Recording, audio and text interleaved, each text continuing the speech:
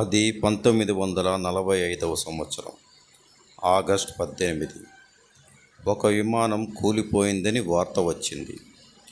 ఆ విమానంలో భారత స్వతంత్ర సమరయోధుడు, లక్షలాది మంది యువతకు స్ఫూర్తిగా నిలిచిన నేతాజీ సుభాష్ చంద్రబోస్ ఉన్నారని ప్రకటించారు. కానీ ఆయన నిజంగానే ఆ ప్రమాదంలో చనిపోయారా, లేక బ్రతికే ఉన్నారా? సోవియట్ యూనియన్కు పారిపోయారా? గుమ్నామీ బాబాగా జీవించారా? ఎందుకు ఆయన మరణం ఇప్పటికీ భారతదేశంలో అతిపెద్ద రాజకీయ మిస్టరీలో ఒకటిగా నిలిచిపోయింది? ఈ వీడియోలో నేతాజీ సుభాష్ చంద్రబోస్ జీవిత కథ, స్వతంత్ర పోరాటంలో ఆయన పాత్ర, గాంధీజీతో ఉన్న భేదాభిప్రాయాలు, బ్రిటిష్ వారు ఆయనకు ఎందుకు భయపడ్డారు, చివరికి ఆయన మరణం వెనుక ఉన్న అన్ని సిద్ధాంతాలు మరియు వాస్తవాలను తెలుసుకుందాం. ఈ వివరాలన్నీ కూడా మనకి కొన్ని దొరికిన ఆధారాల వల్ల మాత్రమే చెబుతున్నామని మీరందరూ గుర్తించాలి. కొన్నిటికి ఇప్పటికీ కూడా కొన్నిటికి సరైన ఆధారాలు లభించలేదు. ప్రముఖుల నుంచి వచ్చిన కొన్ని విశ్లేషణలు మాత్రమే అని, కొన్నిటికి ఆధారాలు లేవని మీరు గ్రహించాలి. తెలిసిన మనకున్న ఆధారాలను బట్టి ఇలా మనం చెప్పగలుగుతున్నాం. సుభాష్ చంద్రబోస్ 1897 జనవరి 23 అప్పటి బెంగాల్ ప్రెసిడెంట్లోని కటక్లో జన్మించారు. తండ్రి జానకీనాథ్ బోస్ ప్రముఖ న్యాయవాది, తల్లి ప్రభావతి దేవి.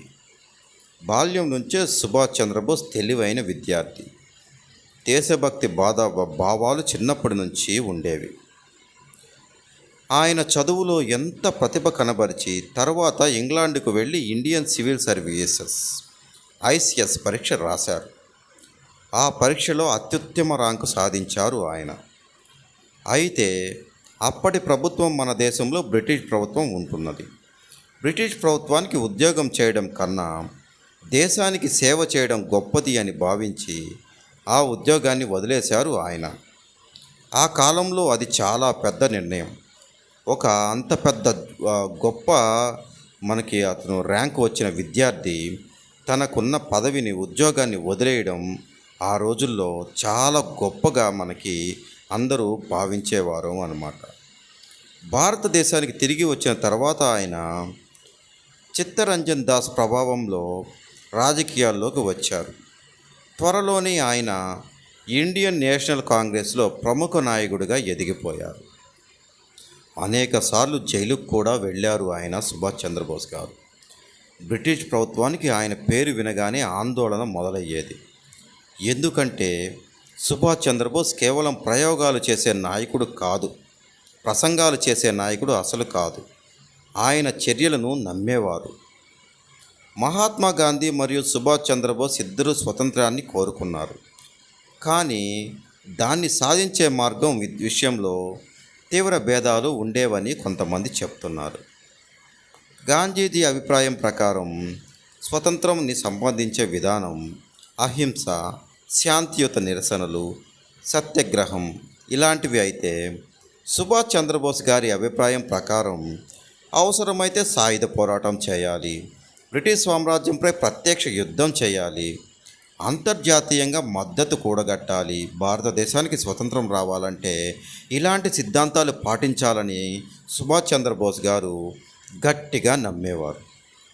1938వ సంవత్సరంలో కాంగ్రెస్ అధ్యక్షుడిగా కూడా ఆయన ఎన్నికయ్యారు. 1939లో మళ్ళీ ఎన్నికయ్యారు. కానీ గాంధీ వర్గం ఆయనకు మద్దతు ఇవ్వలేదని కొంత విశ్లేషకులు అంచనా వేస్తున్నారు. దీంతో ఆయన కాంగ్రెస్ను విడిచిపోవలసి వచ్చింది. అంటే ఆయన కాంగ్రెస్ను విడిచి బయటకు వచ్చేశారు అని చెప్తారు.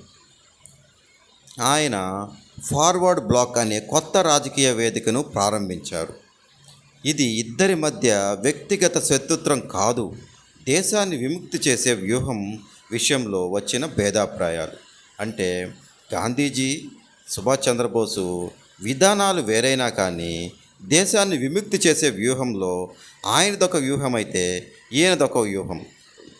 జస్ట్ భేదాభిప్రాయాలు అని మాత్రమే చెప్పగలం. బ్రిటిష్ ప్రభుత్వం గాంధీజీని జైల్లో పెట్టగలిగింది, ప్రదర్శనలను అణచగలిగింది. కానీ సుభాష్ చంద్రబోస్ వేరే రకం నాయకుడు. ఆయన సైన్యాన్ని నిర్మించాలనుకున్నాడు. భారత సైనికులను బ్రిటిష్ పాలనకు వ్యతిరేకంగా తిప్పాలి అనుకున్నాడు. అది బ్రిటిష్ సామ్రాజ్యానికి అత్యంత ప్రమాదకరం కూడా. ఎందుకంటే భారతదేశంలో బ్రిటిష్ పాలన నిలబడడానికి ప్రధాన కారణం భారతీయ సైనికులే. ఇదే కదండి కొంత నమ్మదగిన నిజం కూడాను. బ్రిటిష్ వారికి అంత సైన్యం ఎక్కడిది? మన వాళ్ళే కదా అక్కడ సైనికులుగా చాలామంది నియమించబడి పనిచేస్తూ ఉన్నారు. ప్రముఖ సినిమాలో కూడా మనం ఈ మధ్య వచ్చిన కొన్ని సినిమాల్లో కూడా చూసాం. మన సైనికులే కదా అక్కడ ఎక్కువ మంది పోలీసుల పదవుల్లో కూడా ఉన్నారు కొంతమంది సైనికులుగా.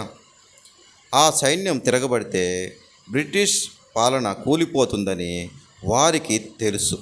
బ్రిటిష్ వాళ్ళకు కూడా వాళ్ళ దగ్గరున్న సైన్యం తిరగబడితే చాలు వాళ్ళ పాలన కూలిపోతుందని వారికి కూడా తెలుసు. 1941లో బ్రిటిష్ గృహ నిర్బంధంలో ఉన్న సుభాష్ చంద్రబోస్ అద్భుతంగా తప్పించుకున్నారు. ముస్లిం వ్యాపారవేత్త వేషంలో కలకత్తా నుంచి బయటపడ్డారు.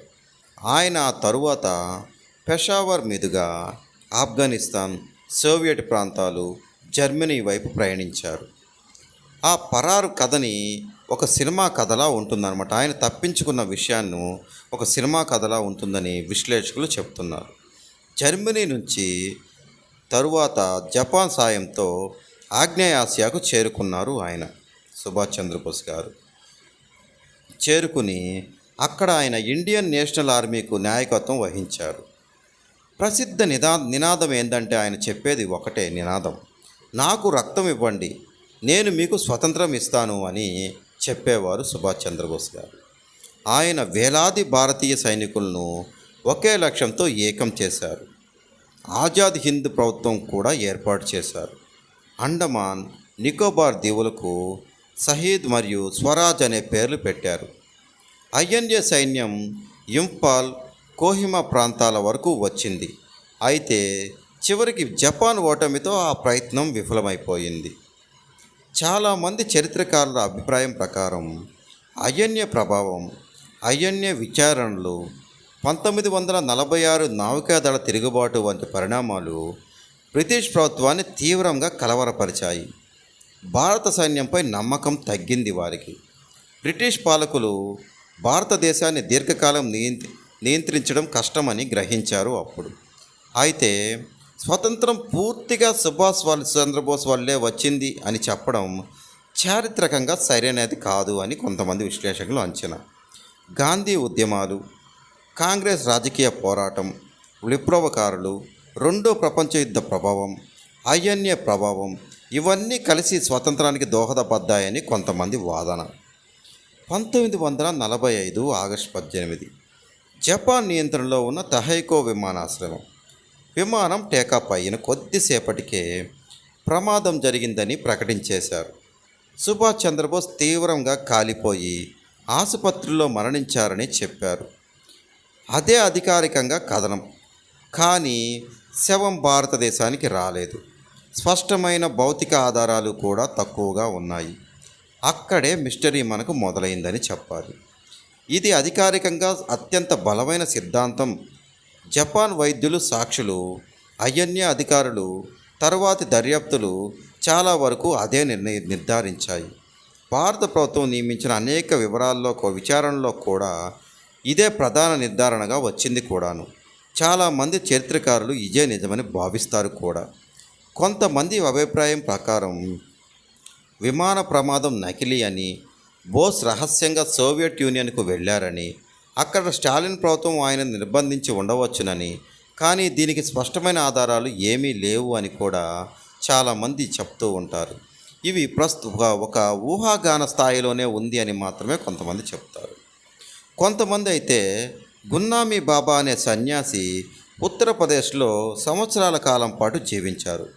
కొంతమంది ఆయనే సుభాష్ చంద్రబోస్ అని నమ్మారు కూడాను. కొన్ని వస్తువులు, లేఖలు, అలవాట్లు బోసును గుర్తు చేసేవి. కానీ ఇప్పటి వరకు కూడాను ఆయన నిజంగా బోస్ అని ఎక్కడ నిర్ధారించే ఖచ్చితమైన శాస్త్రీయ ఆధారాలు మాత్రం మనకు లభించలేదు అని చెప్తారు. భారత ప్రభుత్వం పలు కమిషన్లు ఏర్పాటు చేసింది కూడాను. Shah Nawaz committee, Khosla commission, Mukherjee commission, ఇలాంటివి భారత కమిషన్ ఏర్పాటు చేసింది. మొదటి 2 విచారణలు విమాన ప్రమాదంలో మరణించారని చెప్పారు. ముఖర్జీ కమిషన్ మాత్రం సందేహాలు వ్యక్తం చేసింది అని చెబుతారు. అయితే ప్రభుత్వం దాని నివేదికను అంగీకరించలేదు అని కూడా చెబుతారు. అందువల్ల ఈ మిస్టరీ ఇంకా కొనసాగుతూనే ఉంది. నేతాజీ సుభాష్ చంద్రబోస్ నిజంగా 1945 విమాన ప్రమాదంలో మరణించారా, లేక ప్రపంచ చరిత్రలో అత్యంత పెద్ద రహస్య మిస్టరీలలో ఒకరా? ఈ ప్రశ్నకు ఇప్పటికీ అందరికీ పూర్తిగా సంతృప్తి ఇచ్చే సమాధానం అయితే లేదు. కానీ ఒక విషయం మాత్రం నిజం చెప్పాలి, ఆయన భారత స్వతంత్ర ఉద్యమానికి అపారమైన శక్తిని అందించారు. జై హింద్ అనే నినాదాన్ని దేశానికి అందించారు. స్వతంత్రం కోసం ఆయన జీవితాన్నే పణంగా పెట్టారు. అందుకే నేతాజీ కోట్లాది మంది భారతీయులకు ఇప్పటికీ నేతాజీ అనే గౌరవంతో పిలుస్తూ ఉంటారు. మీ అభిప్రాయం ఏమిటి? నేతాజీ నిజంగా విమాన ప్రమాదంలో మరణించారా, లేక ఇంకా తెలుగులోకి రానేది ఏదైనా రహస్యం ఉందా? మీ అభిప్రాయాన్ని కామెంట్ రూపంలో తెలియజేయండి. ఈ వీడియో కనుక మీకు నచ్చినట్లయితే వీడియోని లైక్ చేయండి, షేర్ చేయండి, సబ్స్క్రైబ్ చేసుకోండి. మరొక రేపటి వీడియోలో మీతో మరొక సరికొత్త మిస్టరీతో మీ ముందు కలుస్తామని రేపటి వీడియో వరకు సెలవు తీసుకుంటూ జై హింద్, జై హింద్, జై హింద్, జై భారత్.